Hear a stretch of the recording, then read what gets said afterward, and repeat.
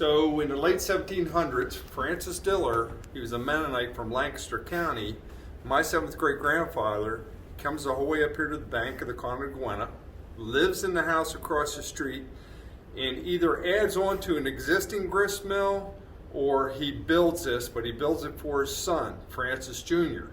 Francis Jr. doesn't stay in the milling business very long. Snyder's take over, then Kiter, Grider, and eventually goes down through a series of people until 1919, when my great-grandfather, Benjamin Franklin Heishman, moves up from Bakers, West Virginia, tears down the sawmill, builds on to it a store, and then turns this into a fulling mill, meaning he takes out the big wheel, the big overshot wheels, and he puts in a fulling mill that runs on a 35 horsepower engine, or it also runs on the turbines that are down in the stream.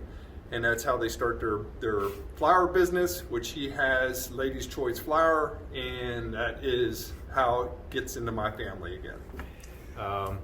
This was my second time around. I worked for the gentleman that owned it prior, from 13 years old on up, and worked on the building several times. We painted it the last time 25 years ago, but this time it needed structural repairs.